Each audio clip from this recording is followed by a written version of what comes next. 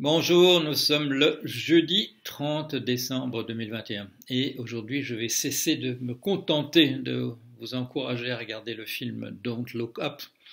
Euh, je l'ai regardé moi-même hier soir. J'ai fait tout de suite un petit commentaire, pas véritablement une évaluation du film, mais je voudrais revenir là-dessus. Pourquoi est-ce que je vous encourageais à voir ce film avant même de l'avoir vu? Eh bien, sur la foi de la bande-annonce, le thème paraissait intéressant et le metteur en scène était quelqu'un de connu, Adam McKay, qui nous avait déjà fait le Big Short, où il nous présentait un des aspects de la crise des subprimes, c'est-à-dire les gens qui essayaient de faire de l'argent, sur le fait que ce marché allait entièrement s'effondrer. Alors le film était un petit peu ambigu puisqu'on vous faisait vous intéresser, vous identifier à des héros qui étaient des gens bon, pas véritablement fréquentables. Euh, c'était, il y avait un rétablissement en fin de course quand un des producteurs du film, qui avait un petit rôle dedans, Brad Pitt, venait vous expliquer que tout ça en réalité c'était sérieux et que bon, qu'il y avait plein de gens qui étaient à peine sortis de la misère pour y retourner.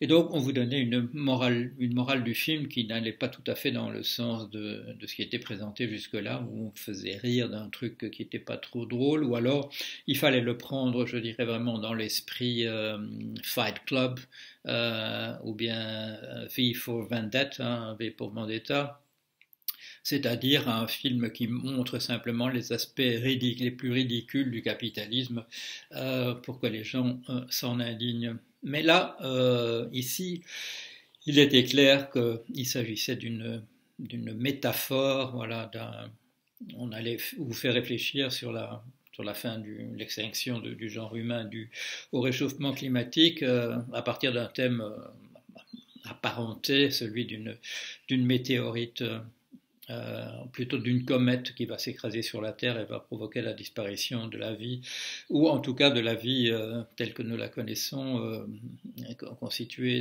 d'êtres humains qui nous intéressent au premier rang. Le thème avait déjà été traité, il y avait, comment ça s'appelait, Impact, c'était pas Sudden Impact, c'était, je ne sais plus comment ça s'appelait, un très bon film d'ailleurs sur l'avenue d'une météorite. Il y en avait un qui était moins bien fait, plus sur le ton rigolard, qui s'appelait Armageddon, qui était pas mal non plus sur le même thème.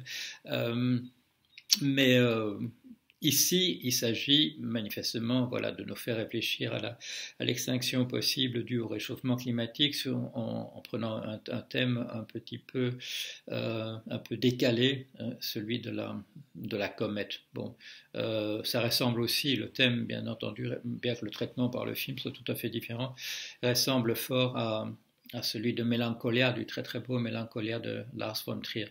La fin du monde, là c'est une planète qui est carrément toute une planète qui vient s'écraser sur la nôtre, ou bien la nôtre qui s'écrase sur elle, avec en tout cas le même résultat. Si vous n'avez pas vu ça, je vous recommande de le voir. C'est tout à fait un autre type d'approche, puisque ça se passe essentiellement dans une seule maison, voilà. Et ce sont les états d'âme des personnes qui sont là.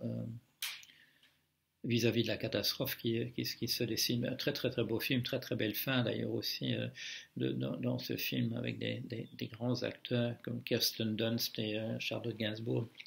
Euh, Très beau film. Revenons à celui-ci. Celui-ci, c'est sur le mode de la satire. Ça ressemble, ça rappelle un peu Network d'il y a pas mal d'années. Très bon film aussi, de Sidney Lumet, si j'ai bon souvenir. Si c'est pas de lui, je corrigerai. Mais ici, donc, il s'agit d'une. Les gens jugent ça comme un film. On vous dit, voilà, oui, ceci sur le ton, sur le rythme, etc. C'est pas ça, hein, c'est pas, oui, c'est du cinéma, mais c'est autre chose. C'est une croisade. On hésite un peu à encore employer ce mot-là, euh, qui a servi essentiellement à des expéditions guerrières visant à rétablir l'accès des chrétiens au tombeau, ou en tout cas au supposé tombeau du Christ. Mais le mot croisade a encore, je dirais, une autre signification qu'il faut retenir,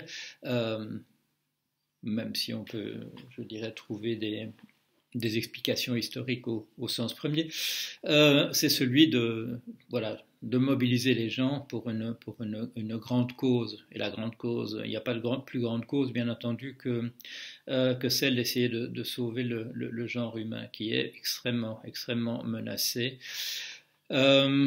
Il y a une scène dans le film qui rappelle un événement récent, c'était c'était sur Arte, si j'ai bon souvenir, où une personne parlait de ces sujets extrêmement sérieux, et on avait, comme on en a l'habitude maintenant, même dans des émissions sérieuses, deux personnages rigolards qui sont là simplement à essayer de faire des vannes sur des questions essentielles touchant l'humain. Donc tout de suite, les gens pensent, en voyant ce film, on pense à des tas de choses. Il y a un commentateur, Manuel, sur mon blog, qui a fait la liste des thèmes qui sont évoqués, c'est très bien fait. Il y a tout. Il y a tout.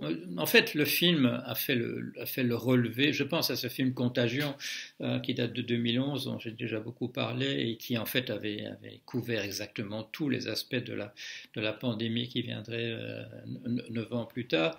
Là aussi, le film couvre dans son aspect satire, de faire rire, d'un rire grinçant, gallows humor, l'humour de potence dont parlent les Anglais, de tout ce qui fait que nous allons droit à la catastrophe, en fait, que nos sociétés ne font rien, ou alors, on vous déclare avant-hier que le nucléaire, en fait, c'est une énergie verte, ou des machins comme ça, c'est vraiment le coup de Ripollin sur la maison qui s'effondre, et on va remettre une couche de peinture.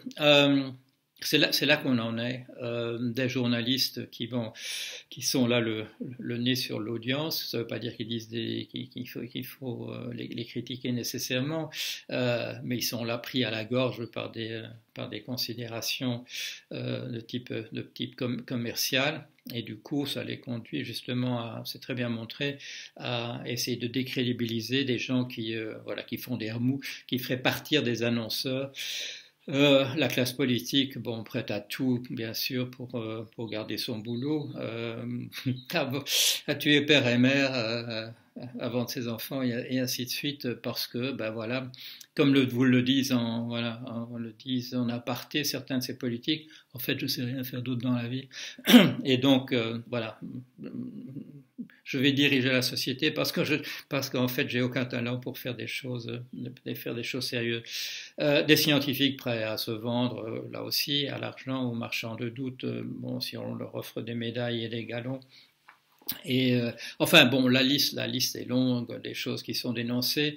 Ça ressemble fort, pour moi qui ai écrit un livre qui s'appelait Le dernier qui s'en va, éteint la lumière, publié en 2016, ça ressemble fort à mon livre.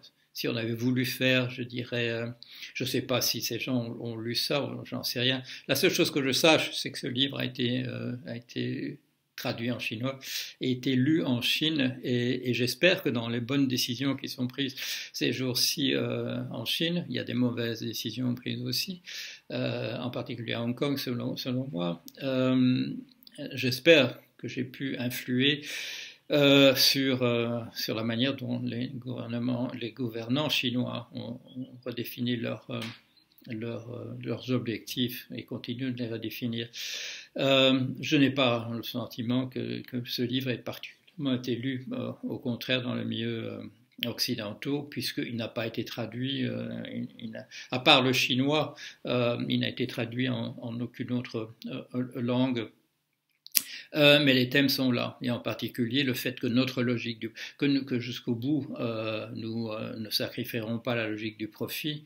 Dans le film, je vais éviter les spoilers, mais je vais les éviter, puisque je les ai invités, je les évite. Mais la logique du profit est là, et qui conduit à la catastrophe, où il y a simplement quelques privilégiés essayant de se sauver eux-mêmes. Alors, ce film, voilà, ce film, c'est pas du cinéma comme le reste. C'est comme beaucoup des séries qu'on voit en ce moment. Ce sont c'est là que ça se passe. Les vrais messages sur qui nous sommes, ils sont dans Mr. Robot, dans Real Humans, voilà, dans House of Cards, dans les très très bonnes séries qu'on nous produit. C'est là que les choses importantes sont dites. Je vois certains thèmes, Black Mirror, j'allais oublier. Je vois que certains thèmes que je vois développer ensuite dans des articles scientifiques, d'abord apparaître dans les séries. Les gens qui font ça voilà, ils sont en prise véritable avec l'actualité. Et voilà, c'est significatif que ce soit Netflix, une chaîne en fait de télévision vidéo qui produit ce film. Alors bon, Adam McKay, déjà très très bon metteur en scène, il a pris d'excellents artistes. Il y a des artistes dont on sait que ce sont des gens qui sont engagés du côté du message du film, Meryl Streep, Leonardo DiCaprio, Jennifer Lawrence, et puis des gens qui ont de manière un peu inattendue qui apportent leur contribution, comme Ariana Grande, qui le fait très très bien, plus d'autres acteurs avec un énorme talent. Plus qu'un film, c'est une œuvre salutaire. Alors, c'est une tentative de plus d'alerter le monde et de faire que nous n'attendions pas simplement que ce soit là, véritablement, et encore, nous voyons ces jours-ci, et là je l'ai relevé, quand on voit des inondations catastrophiques, même dans nos pays, et que quelqu'un continue à dire « oui, mais on ne reverra pas pareil avant 50 ans », parce qu'on s'est habitué à faire des calculs, à dire que ce genre d'événement était exceptionnel et ne se produirait que tous les 50 ans. Même quand on le voit, on dit c'est un truc qui se repassera, qui reviendra seulement dans 50 ans. C'est-à-dire que même le nez dessus, on refuse de le voir. Les États-Unis sont... Voilà, c'est un truc que j'avais appris avec des grands géographes qui ont été mes professeurs à l'université. La configuration même du Canada et des États-Unis fait que il y a un grand couloir qui vient du pôle Nord et qui peut descendre jusqu'au Mexique, là par les États, le Midwest. Et ces jours-ci, on voit ce que ça peut donner, c'est-à-dire des alternances de température, des températures de moins 24 degrés qui redeviennent du 15 degrés dans les jours qui suivent, tout ça accompagné d'inondations, de chutes de neige très très abondantes. Alors on a toujours tendance à y trouver un bon côté. Ah, ça fait des années qu'il n'avait pas neigé comme ça en Californie, ça va lui apporter un peu d'eau.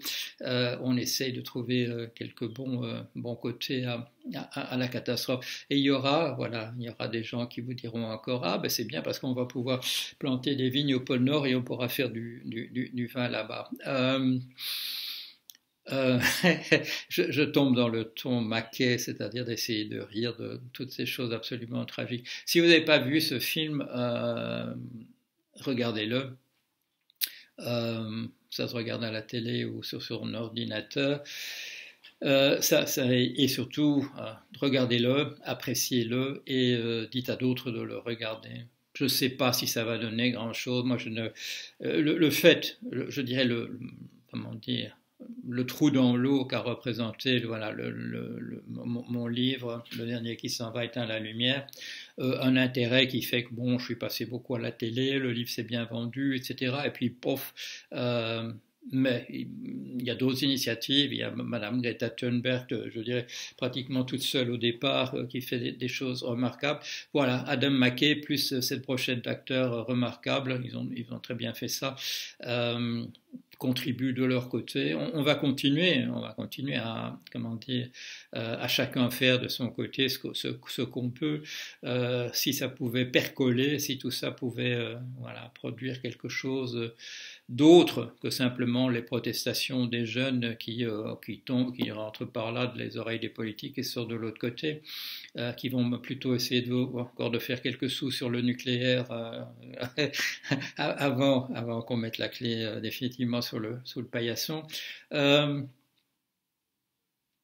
Il ne faut pas se décourager, il faut pas se décourager. Voilà, je dis plan A, plan B, plan C. Il y a quelques petites plaisanteries sur le plan B et le plan C dans ce film, très bien vu d'ailleurs. Mais le plan A, de voir la manière dont les gens qui nous dirigent essayent de... Enfin, je dis essaye, mais c'est même pas le cas, dont ils mettent glissent sous le tapis les questions de la survie de l'espèce. C'est également Manuel, le commentateur sur mon blog, qui souligne que même dans le programme des candidats à la présidentielle de gauche, des candidats de gauche à la présidentielle en France l'année prochaine, qu'il n'y a rien dans ce programme, rien que que des bouts de ficelle, des bouts de sparadrap, du scotch et des machins comme ça, rien à la hauteur des problèmes. Alors même si les plus ambitieux des candidats ne vous parlent pas, ne vous parlent de rien, si le brouhaha habituel. Petite remarque sur le film, parmi les critiques, le fait, les gens qui vous disent que cette météorite qui arrive, ça va peut-être créer de l'emploi. Oui, malheureusement, on entend ça aussi. On nous enfume en nous disant mais ça va créer de l'emploi. À quoi sert de l'emploi? À quoi sert de l'argent si on n'est plus là? Voilà, j'ai déjà dit tout ça. C'est très bien dit autrement dans ce film. Allez le voir, faites-le voir autour de vous. Et surtout, rebellez-vous, s'il vous plaît. On peut plus faire que ça. Hein. Il faut qu'on se batte jusqu'au bout pour que ce truc n'aille pas simplement down the drain, comme on dit, tout à l'égout, comme c'est en train de se passer. Voilà, allez, bonne fête. Dans 2 jours, on sera l'année prochaine. Allez, à bientôt.